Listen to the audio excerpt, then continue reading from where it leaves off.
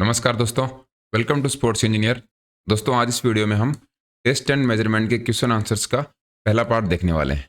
Physical education के बहुत सारे सब्जेक्ट्स के प्लेलिस्ट चैनल पे बनी हुई हैं। अगर उनको आपने अभी तक नहीं देखा है तो उनको आप चेकआउट कर सकते हो। आज हम टेस्ट एंड मेजरमेंट के क्वेश्चन आंसर्स का पहला पार्ट देखेंगे। चलिए वीडियो को शुरू करते हैं। पहला क्वेश्चन है, एक बहुत ही साधारण विधि मानी जाती है शरीर की ताकत मापने की, जो कि सामान्य रूप से शारीरिक पुष्टि परीक्षण का भाग है। देखिए, एक सिंपल मेथड की बात हो रही है जिसको हम मानते हैं स्ट्रेंथ ऑफ बॉडी को मेजर करने के लिए, which is usually part of physical fitness. Physical fitness test का ये पार्ट है। चार ऑप्शन हमारे सामने है।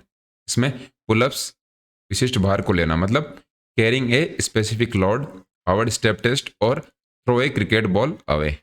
राइट आंसर इसका हो जाएगा पुलअप्स। पुलअप व्यायाम। देखिए, पुलअप्स या फिर पुलअप व्यायाम फिजिकल फिटनेस टेस्ट को कैसे मापते हैं। ये देखिए, इस तरीके से पुलअप्स की जाती हैं। तो इसमें आपके हाथ, आपके दोनों हैंड हैं और शोल्डर की हेल्प से जब अपने आप को, अपनी बॉडी को ऊपर की तरफ आप लिफ्ट करते हो तो उसमें आपकी फिजिकल फिटनेस झलकती है। यही हमसे पूछा गया था कि फिजिकल फिटनेस टेस्ट इन चार में से कौन सा हो सकता है। विशिष्ट भार को लेना, कैरिंग ए स्पेसिफिक लोड। जब आप एक स्पेसिफिक, मान लो 5 kg या फिर 10 kg लोड को उठाते हो तो एक फिजिकल फिटनेस का एक कंपोनेंट नहीं होता। हार्वर्ड स्टेप टेस्ट में भी हम कार्डियोवैस्कुलर एंडोरेंस को मापते हैं, फिजिकल फिटनेस को इसमें नहीं मेजर किया जाता। क्रिकेट बॉल को थ्रो करना, इसमें भी हम फिजिकल फिटनेस टेस्ट को मेजर नहीं करते। लेकिन हमारी जब बॉडी की स्ट्रेंथ की बात होती है तो हम पुलअप्स करते हैं, उसमें हमारी बॉडी की स्ट्रेंथ का हमें पता लगता है कि हमारी बॉडी में कितनी स्ट्रेंथ है, जिससे कि हम पुलअप्स कर पाते हैं। नेक्स्ट है, किस आसन का प्रयोग अधिक प्रचलित है जब शरीर के आसन के परीक्षण का मुख्य मूल्यांकन होता है। देखिए, बॉडी पोस्चर को जब हम बात करते हैं, उसके असेसमेंट की बात करते हैं, तो सबसे कॉमनली यूज्ड, सबसे प्रचलित इन चार ऑप्शंस में से ऐसा कौन सा एक पोस्चर है जिसको यूज करके हम पूरी बॉडी का मेजरमेंट कर सकते हैं। राइट आंसर क्या है इसमें? खड़े होने का। B is the correct answer, to stand. ये देखिए, ये एक बॉडी का पोस्चर रहेगा। जब आप खड़े रहते हो उसमें आपकी जो हेड की साइज है, नेक है, आपके हाथ की मेजरमेंट है, और इसके साथ साथ चेस्ट, वेस्ट, आपकी हिप और पैरों के साथ साथ आपकी जो एंकल, इन सभी की आपको मेजरमेंट मिल जाते हैं जब आप खड़े रहते हो। लेकिन इसके बजाय जब आप बैठते हो, जब आप लेटे हुए होते हो या फिर चलते हो, उसमें आपकी बॉडी के जो मेजरमेंट है उनको लेना थोड़ा मुश्किल रहता है। तो खड़े होने के टाइम पर जब हम बॉडी को असेस करते हैं, बॉडी का जब असेसमेंट करते हैं, बॉडी का मूल्यांकन करते हैं, वो सबसे इजी होता है। यही हमसे पूछा गया था, इसलिए बी हमारा इसमें करेक्ट आंसर हो जाएगा। नेक्स्ट है, फ्रेंच शॉर्ट सर्विस परीक्षण का प्रयोग बैडमिंटन खेल में सर्विस करने को किस योग्यता का मापन करता है। देखिए, फ्रेंच शॉर्ट सर्विस टेस्ट इस टेस्ट का नाम है। ये बैडमिंटन में यूज होने वाला टेस्ट है और ये सर्विस को मेजर करता है, सर्विस की जो एबिलिटी है उसको ये मेजर करता है। इसमें चार ऑप्शंस में से हमसे पूछा गया कि कौन सी योग्यता का ये मापन करता है। Right answer is low, D इसमें हमारा करेक्ट आंसर हो जाएगा। ये देखिए, measuring badminton skill. Badminton skill को मेजर करने के लिए मेनली हम तीन टाइप के ये टेस्ट देखते हैं। फ्रेंच शॉर्ट सर्विस टेस्ट, इसमें Scott, Carpenter, French and Kohl 1941 में इन्होंने दिया था। फिर है badminton volley test. Badminton volley test में क्या होता है, एक आपके सामने दीवार पे आपको बार बार शटल को हिट करना होता है। और है पूल लॉन्ग सर्व, ये लॉन्ग सर्व का टेस्ट है। फ्रेंच है शॉर्ट सर्विस का टेस्ट, और बैडमिंटन वॉली टेस्ट है बार बार जब आप शटल को वॉल से हिट करते हो और वापस उसको लगातार कंटिन्यूस टाइम तक करते जाते हो। तो ये तीन तरीके के टेस्ट आते हैं। तो देखिए, इसमें हमसे पूछा गया कि फ्रेंच शॉर्ट सर्व, शॉर्ट सर्विस मतलब लॉन्ग सर्विस की बात नहीं हो रही, शॉर्ट सर्विस की बात हो रही है। इसमें लो रखा जाता है। शॉर्ट सर्विस में आपने देखा होगा, ये बैडमिंटन कोर्ट होता है, इसमें दोनों साइड जो प्लेयर होते हैं वो शॉर्ट सर्विस में अपनी सर्विस को लो रखते हैं, और लॉन्ग में ये यहाँ तक, पीछे तक शटल को वो हिट करते हैं। तो यही इन दोनों में फ़र्क है। फ्रेंच शॉर्ट सर्विस लो, और ये पूल लॉन्ग सर्विस की एबिलिटी को मेजर करता है। नेक्स्ट है पुलअप्स, जो कि लड़कों के लिए होता है, और आर्म हैंग ये लड़कियों के लिए होता है ऑफर यूथ फिटनेस टेस्ट के आइटम में। इसका प्रयोग मुख्यतः किसके मापन में किया जाता है, ये हमसे पूछा गया। पुलअप्स और आर्म हैंग्स हैं, इन दोनों के बारे में पूछा गया कि ऑफर यूथ फिटनेस टेस्ट के अंदर ये क्या मेजर करने के लिए काम में आते हैं। राइट आंसर है हाथ और कंधों की ताकत, बी इसमें हमारा करेक्ट आंसर हो जाएगा। देखिए, हमने देखा था ये ऐसे एक बार है, इस पे दोनों हाथ से पकड़ के कोई पर्सन जब अपने आप को पुल करता है तो उनको हम बोलते हैं पुलअप्स। और जब बिना पुल किए हुए इनको पकड़े रहते हैं काफ़ी लंबे समय तक, उनको बोलते हैं आर्म हैंग। तो अपने हाथों को लटकाना, इसको बोलते हैं आर्म हैंग। इसमें ऊपर नीचे मूवमेंट नहीं होती, लेकिन पुलअप्स जो कि बॉयज़ के लिए होता है उसमें ऊपर नीचे मूवमेंट होती है। तो ये क्या मेजर करने के लिए काम में आते हैं, ये हमसे पूछा गया था। राइट आंसर इसमें हो जाएगा हाथ और कंधों की ताकत, क्योंकि हाथ से हम इनको पुल करते हैं और कंधों की ताकत की मदद से हम इनको ऊपर की तरफ लेकर जाते हैं। गर्ल्स के लिए वो ऊपर नीचे मूवमेंट नहीं होती, ओनली उनको हैंग करना रहता है। ये देखिए अफर्ड के जो यूथ फिटनेस टेस्ट है उसमें टोटल 6 आइटम है। उसमें pull ups, bend knee sit up, shuttle run, standing broad jump, 50 yard dash और 600 यार्ड या फिर 9 मिनट की इसमें रन या वॉक होती है। ये आपको ध्यान में रखना है। नेक्स्ट है हर्बन्स टेस्ट का संबंध किस खेल से है। आपने नाम सुना होगा हर्बन्स टेस्ट, तो इसका संबंध हमारा हॉकी से, डी इसमें हमारा करेक्ट आंसर हो जाएगा। हॉकी गेम से रिलेटेड है हरबंसिंग टेस्ट। नेक्स्ट है सबसे किफ़ायती और सबसे व्यापक रूप से इस्तेमाल करने की विधि जिसका उद्देश्य शरीर की संरचना को मापना है। मोस्ट इकोनॉमिकल, इकोनॉमिकल मतलब सबसे सस्ता, और widely used method am the measuring body composition, वो कौन सा है, स्किन फोल्ड कैलिपर। सी इसमें हमारा करेक्ट आंसर हो जाएगा। ये देखिए 4 ऑप्शंस आपके सामने हैं। अल्ट्रासाउंड, इसके अंदर भी आपको एक स्पेशल मशीन की जरूरत पड़ती है, उसके अंदर ही अल्ट्रासाउंड होता है। पानी के नीचे वजन करना, इसमें आपको पहले तो बहुत सारा पानी चाहिए होगा, उसके बाद में अंडर वाटर जाकर वेट लेना होगा। और चौथा ऑप्शन है सॉफ्ट टिश्यू एक्सरे। एक्सरे में भी आपको पता होगा इसमें भी एक स्पेसिफिक मशीन की जरूरत पड़ती है, लेकिन स्किन फोल्ड कैलिपर में ओनली आपके पास एक कैलिपर होना चाहिए जिससे कि आप स्किन को इस तरीके से होल्ड करके पकड़ के आप मेजर कर सकते हैं। तो इन चारों में सबसे इकोनॉमिकल, सबसे सस्ता और किफ़ायती स्किन फोल्ड कैलिपर होता है, इसलिए सी इसमें हमारा करेक्ट आंसर हो जाएगा। नेक्स्ट है ट्रेडमिल टेस्ट का प्रयोग किसके मापन के लिए होता है। ट्रेडमिल आपको पता होगा, जिम में आपने देखा होगा एक इस तरीके से पट्टा चलता रहता है जिसके ऊपर जो जिम करने वाले लोग होते हैं, जो जिम करते हैं वो इस पर दौड़ते रहते हैं, उसको हम ट्रेडमिल बोलते हैं। उसके सामने यहाँ पे एक मॉनिटर लगा होता है जो कि हम नेक्स्ट स्लाइड में देखने वाले हैं। तो उसका यूज़ हम किसके लिए करते हैं, क्या उससे हम मेजर करते हैं, ये हमसे पूछा गया है। Right answer is work done in running. ए इसमें हमारा करेक्ट आंसर हो जाएगा। दौड़ या रनिंग में जो हम कार्य करते हैं, जो हम काम करते हैं, उसको ट्रेडमिल टेस्ट में हम मेजर करते हैं। ये आप देख सकते हो, ये एक ट्रेडमिल है, ये थोड़ा सा इसको इंक्लाइंड किया हुआ है, ऊपर उठा हुआ है। ये जो सिचुएशन है इसको बोलते हैं इंक्लाइंड, क्योंकि ये सरफेस से एकदम सीधी नहीं है, ये थोड़ा सा एंगल बना हुआ है, इसको इंक्लाइंड बोलते हैं। और ये जो पूरी मशीन है इसको क्या बोला जाता है, ट्रेडमिल। तो ट्रेडमिल के ऊपर ये ट्रेडमिल टेस्ट हो रहा है और इस ट्रेडमिल टेस्ट में हम रन या वॉक करते हैं। यही हमसे पूछा गया था कि रनिंग में किया गया कार्य हम ट्रेडमिल टेस्ट के दौरान मेजर करते हैं।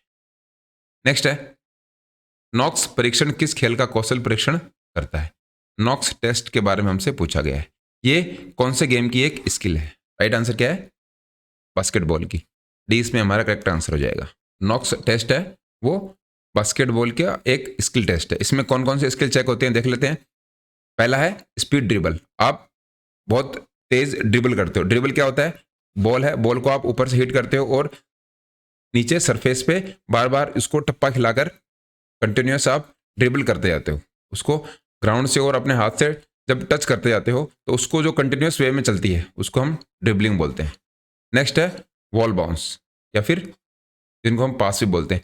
वॉल बाउंस में क्या रहेगा, एक सामने दीवार रहेगी और यहाँ पे एक पर्सन खड़ा रहेगा, उस बॉल को यहाँ पे लगातार हिट करता रहता है और वापस उसको कैच करता रहता है।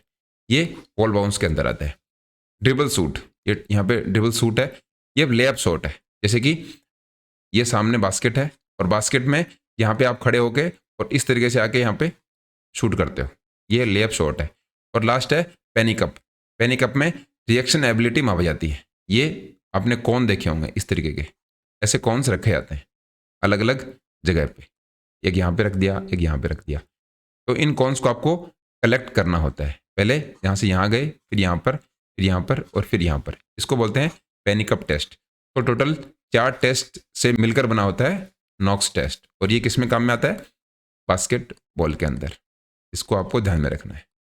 नेक्स्ट है मिलर वॉल वॉली परीक्षण का संबंध किस खेल के परीक्षण से है? Miller wall volley test. कौन से गेम से संबंधित है, कौन से गेम से रिलेटेड है ये टेस्ट, ये हमसे पूछा गया है। राइट आंसर है इसका बैडमिंटन, सी हमारा करेक्ट आंसर हो जाएगा।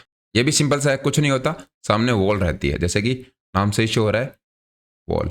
वॉल पे वॉली करना होता है। वॉली करने का मतलब एक पर्सन यहाँ पर खड़ा होगा बैडमिंटन लेकर और शटल को बार बार इस सरफेस में हिट करता है। ये जो वॉल है सामने, इस सरफेस में शटल कॉक जो होती है उसको हिट करता है और ये प्रोसेस कंटिन्यूस चलती रहती है।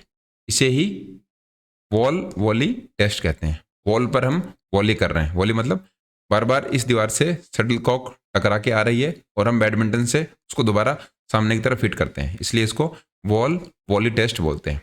और ये दिया था मिलर ने, इसलिए इसका पूरा नाम है मिलर वॉल वॉली टेस्ट। कौन से गेम से संबंधित है? बैडमिंटन से। नेक्स्ट है, प्राचीन यूनानियों को किसके मापन का मास्टर समझा जाता था? Master of measurement. एंशिएंट जो ग्रीक लोग थे उनको कंसिडर किया जाता था as a master of measurement.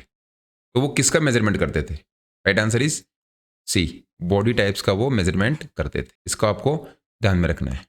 अलग अलग टाइप के जो बॉडी टाइप्स हैं उनका मेजरमेंट करते थे एंशिएंट ग्रीक लोग। और उस टाइम पे एक वर्ड फेमस था, बॉडी ब्यूटीफुल। ये एंशिएंट ग्रीक से ही आया था। आपकी बॉडी को आपको अच्छा रखना है, बॉडी ब्यूटीफुल नाम का ये वर्ड एंशिएंट ग्रीक से ही आया था, इसलिए बॉडी टाइप के मेजरमेंट के ये मास्टर माने जाते थे। नेक्स्ट है, 4x10 शटल रन टेस्ट द्वारा किस मोटर फिटनेस योग्यता का मापन किया जाता है? 4x10 शटल रन की बात हो रही है, तो आपको पता होगा कि ये देखिए ये 10 की सरफेस है और 4 बार इसको कवर करना है, 1 2 3 4, तो ये हमारा बन गया 4x10 शटल रन। 10 मीटर की ये डिस्टेंस होती है और इसको 4 बार हमें कवर करना है। सिंपल सा यही कंसेप्ट है। तो ये हमें देखने को मिलता है एजिलिटी की एबिलिटी हमें मापने के लिए। चपलता मतलब जिसको हम नॉर्मल लैंग्वेज में फुर्ती बोलते हैं, उसको मापने के लिए शटल रन हमें देखने को मिलती है, जो कि 4x10 या फिर अलग अलग तरीके से हम इसको डिजाइन भी कर सकते हैं। 5x20 भी हो सकती है, 5x10 भी हो सकती है। वो हमारे ऊपर डिपेंड करता है कि हम किस तरीके से एजिलिटी को मेजर कर रहे हैं। तो 4x10 जो शटल रन है वो एजिलिटी को मेजर करने का एक इंस्ट्रूमेंट है। नेक्स्ट है, पैरों की ताकत मापने के लिए सबसे उपयुक्त वैज्ञानिक विधि जो निम्नलिखित क्रियाओं से मापी जाती है।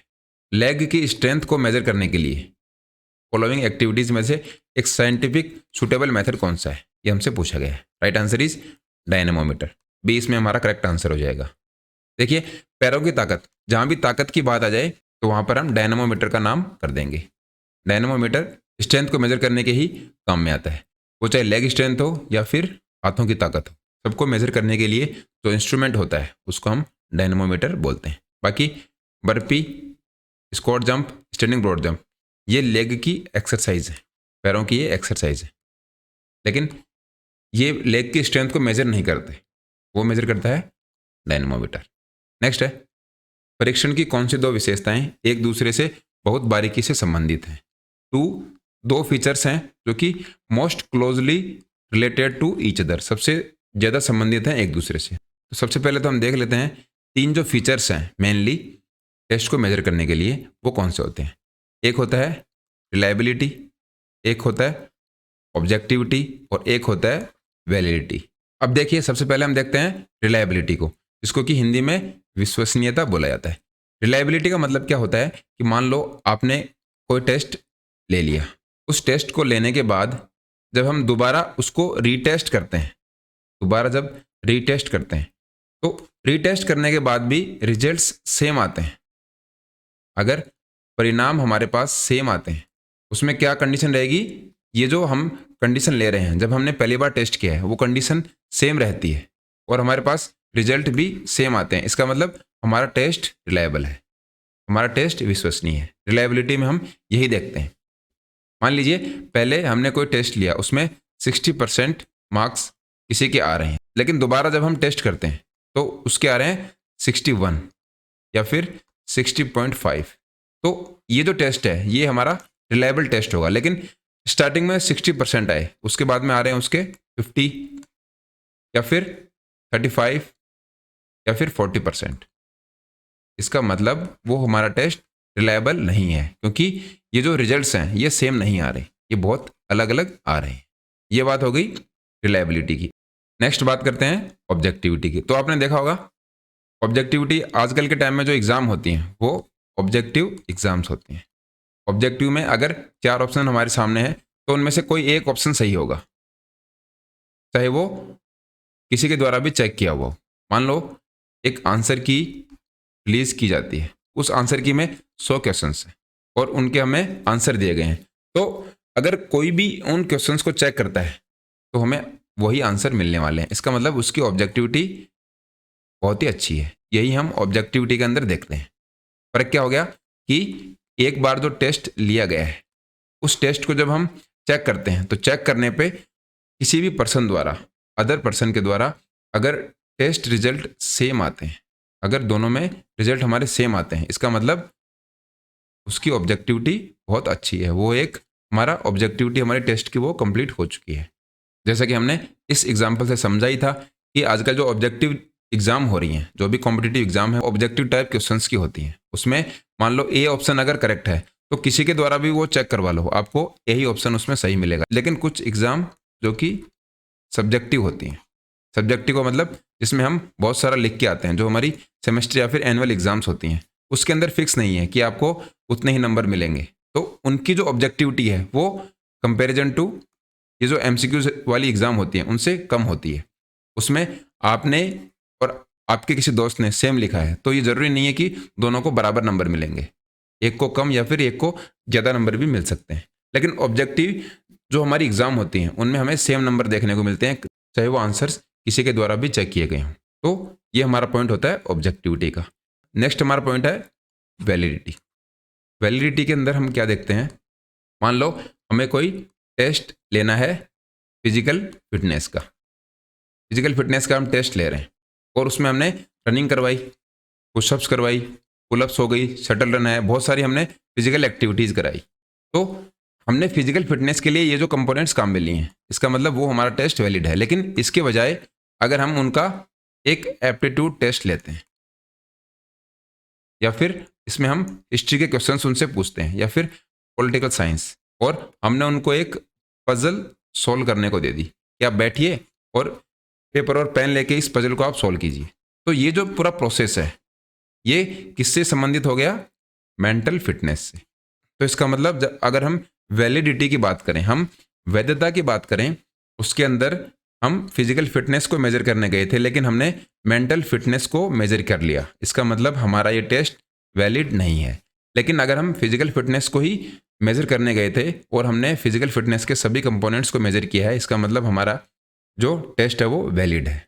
तो सिंपल सी लैंग्वेज में आप इसको समझ लीजिए कि किसी भी टेस्ट को जब हम मेजर करने जाते हैं तो लास्ट में जब हम उसके रिजल्ट तक पहुंचते हैं, वहां तक जो हम मेजर करने गए थे उसी को हमने मेजर किया है, तो वो हमारा एक वैलिड टेस्ट हो जाएगा, वो हमारा एक वैध परीक्षण हो जाएगा। इसको इस तरीके से आपको समझना है। वैलिडिटी के अंदर क्या होता है, जो हम टेस्ट करने गए हैं उसी को अगर हमने टेस्ट किया है तो वो हमारा एक वैलिड टेस्ट है, उसी को हम वैलिडिटी बोलते हैं। आई होप आप इन तीनों को समझ गए होंगे। अब वापस क्वेश्चन की तरफ आते हैं। परीक्षण की कौन सी दो विशेषताएं एक दूसरे से बहुत बारीकी से संबंधित हैं? तो हमारा राइट आंसर क्या हो जाएगा इसमें, रिलायबिलिटी और वैलिडिटी। डी इसमें हमारा करेक्ट आंसर हो जाएगा। विश्वसनीयता और वैधता, ये दोनों एक दूसरे से बहुत ही बारीकी से संबंधित हैं, इसको आपको ध्यान में रखना है। तीनों पॉइंट्स आप अगर समझ गए हों तो बहुत अच्छी बात है, नहीं तो एक बार वीडियो को आप दोबारा देखिए, उसमें आपको धीरे धीरे समझ में आ जाएगा। नहीं तो जो नेक्स्ट हमारे वीडियोज़ आने वाले हैं टेस्ट एंड मेजरमेंट, उनमें भी इनके बारे में बताया जाएगा। तो चलिए अगला क्वेश्चन देखते हैं। निम्नलिखित में से किसको गुणात्मक परीक्षण की आवश्यकता होती है? Qualitative test. 4 ऑप्शन हमारे सामने हैं, इनमें से हमें बताना है कि गुणात्मक परीक्षण, क्वालिटेटिव टेस्ट, इनमें से कौन से में हमें चाहिए। राइट आंसर इज शूटिंग की योग्यता बास्केटबॉल में, ए हमारा करेक्ट आंसर हो जाएगा। देखिए आप दौड़ने की गति, चलने की गति और मांसपेशी ताकत, इनमें आपकी अगर क्वालिटी नहीं है तो भी आपका काम चल जाएगा। देखिए अगर आप दौड़ते हो, रनिंग करते हो, तो रनिंग के अंदर आपको एक स्पेशल क्वालिटी की ज़रूरत नहीं पड़ती। चलने में भी आपको एक स्पेशल क्वालिटी की नीड नहीं है, आपको बहुत ज़्यादा एक स्पेशल नहीं होना चाहिए कि चलने के लिए आपको ये आप में एक खूबी होनी चाहिए। कोई भी इंसान चल सकता है, सारे इंसान चलते हैं। मांसपेशी ताकत, मस्कुलर स्ट्रेंथ, आपकी जो मसल्स की पावर है उसके अंदर कोई क्वालिटी नहीं चाहिए। अगर आपकी मस्कुलर पावर 10 किलो उठाने की है और दूसरे पर्सन में भी 10 किलो उठाने की है, तो इन दोनों में आपके लिए कोई स्पेशलिटी नहीं है। लेकिन अगर आप बास्केटबॉल में शूटिंग करते हो, शूटिंग की एबिलिटी है, उसमें एक आप में स्पेशल क्वालिटी होनी चाहिए। आपका कोऑर्डिनेशन अच्छा होना चाहिए, जिससे कि आप बास्केट के अंदर उस पर्टिकुलर बॉल को शूट कर सकते हो। इसलिए क्वांटिटी और क्वालिटी अगर आपको नहीं पता होगा, तो क्वांटिटी में हम नंबर्स की बात करते हैं। जैसे कि हम बास्केटबॉल का एग्जांपल लें, तो बास्केटबॉल में हमने उस बास्केट के अंदर कितने बॉल को थ्रो किया है, मान लो 15 बॉल को थ्रो किया है, तो वो हमारी हो गई क्वांटिटी। लेकिन हमने 20 शॉट में से 18 शॉट को उस बास्केट के अंदर थ्रो किया है, तो वो हमारी होगी क्वालिटी, कि हम कितने अच्छे तरीके से उस काम को कर पाते हैं। वो हमारा गुण है। जैसा कि हिंदी में आपको देखने को मिल रहा है गुणात्मक परीक्षण, ये हमारा गुण हो गया। ये हर एक इंसान में स्पेशल होता है। हर कोई इंसान बास्केटबॉल की शूटिंग एबिलिटी में अच्छा नहीं हो सकता। तो इस तरीके से आप इसको समझ सकते हो कि जो गुणात्मक परीक्षण है, क्वालिटेटिव जो टेस्ट है, उसके अंदर एक स्पेशल एबिलिटी का हमें टेस्ट देखने को मिलता है। लास्ट क्वेश्चन है, निम्नलिखित में से कौन सी प्रक्रिया मापन के संदर्भ में महत्वपूर्ण नहीं समझी जाती? देखिए, जब हम मेजरमेंट की प्रोसेस की बात करते हैं, तो इन 4 ऑप्शंस में से ऐसा एक ऑप्शन कौन सा है जो कि महत्वपूर्ण नहीं समझा जाता है, इंपॉर्टेंट नहीं समझा जाता? राइट आंसर है निदान। डी इसमें हमारा करेक्ट आंसर हो जाएगा। देखिए, ये किस तरीके से इंपॉर्टेंट नहीं समझा जाता। मान लीजिए इंस्पिरेशन है, कोई भी जब हम मेजरमेंट करते हैं, उसकी हमें पहले इंस्पिरेशन होनी चाहिए हमारे अंदर, और इंस्पिरेशन के साथ साथ उसका विवरण हमारे पास होना चाहिए, डिस्क्रिप्शन भी हमारे पास होना चाहिए कि किस तरीके से हम उसको मेजर करने वाले हैं। इसके बाद में भविष्यवाणी भी हमारे पास होती है। मान लो हम किसी इंसान को मेजर कर रहे हैं, तो हमें पता होना चाहिए कि 60 to 100 किलोग्राम टेस्ट करने वाले व्यक्तियों का वेट हो सकता है। तो ये हमारी प्रेडिक्शन हो गई, ये हमारी भविष्यवाणी हो गई। लेकिन डायग्नोसिस, निदान हम मेजरमेंट के अंदर नहीं करते। मान लो किसी को कोई बीमारी है, किसी को कोई डिजीज है, उसको डायग्नोस हम नहीं करते, उसका हम निदान नहीं करते। लेकिन इन तीनों प्रक्रियाओं का हम यूज करते हैं मेजरमेंट के अंदर। इसको आपको ध्यान में रखना है। तो बस फिलहाल इस वीडियो में इतना ही। इन सभी वीडियोस की पीडीएफ आपको स्पोर्ट्स इंजीनियर नाम से अपना टेलीग्राम चैनल है, वहां पर मिल जाएगी। मिलते हैं अगले वीडियो में। धन्यवाद।